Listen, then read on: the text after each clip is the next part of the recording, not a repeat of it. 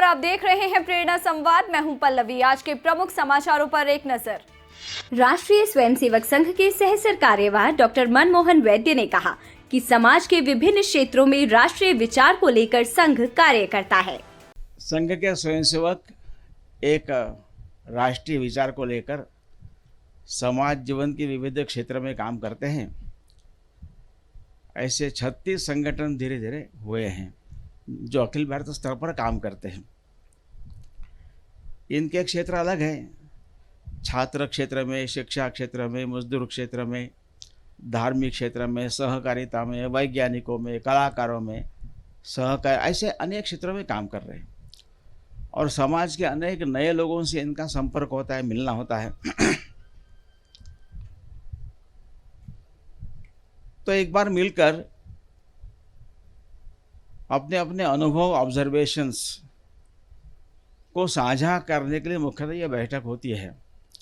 ये कोई निर्णय करने वाली बैठक नहीं होती है, क्योंकि सभी संगठन स्वायत्त स्वतंत्र है, ऐसा संघ का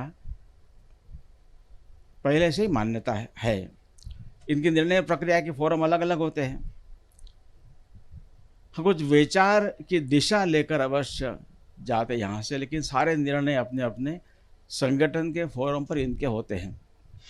चेन्नई से बीटेक पास आउट छात्र शाहजहांपुर में बंजर खेत से कमा रहे 35 लाख, गरीबों को भी दे रहे रोजगार। यूपी के शाहजहांपुर में कंप्यूटर साइंस से बीटेक पास अंशुल मिश्रा ने नौकरी छोड़ प्रधानमंत्री नरेंद्र मोदी के आत्मनिर्भर भारत विजन को अपनाया।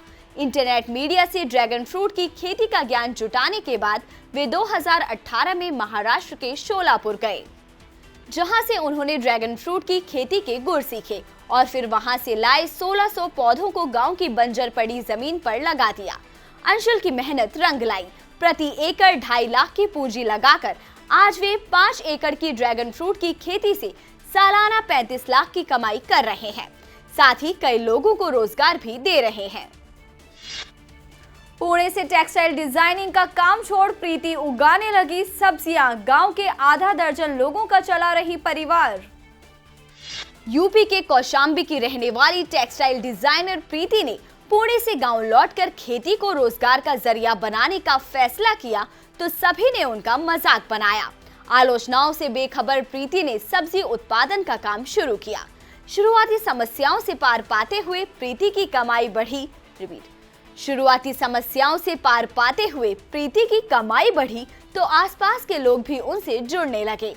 आज गांव के आधा दर्जन लोगों का परिवार प्रीति के सहयोग से चल रहा है, तो वहीं कई परिवारों के लोग उनसे खेती के नए गुर भी सीख रहे हैं।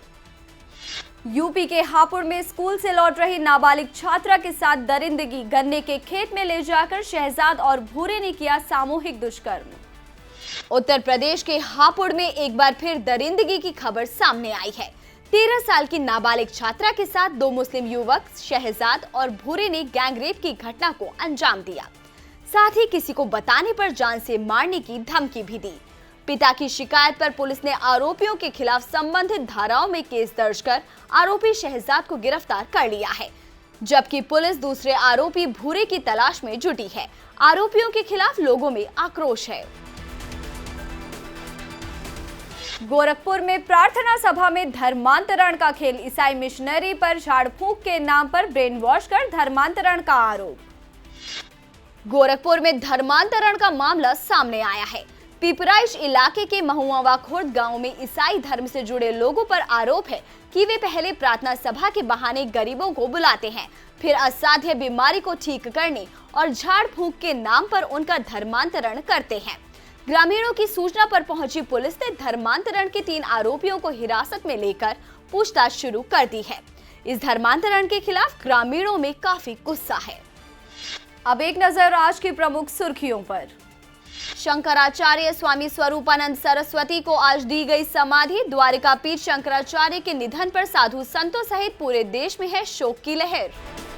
अयोध्या भव्य श्री राम मंदिर निर्माण में आएगा 1800 करोड़ रुपए का खर्च। मंदिर का 30% से अधिक काम हो चुका है पूरा।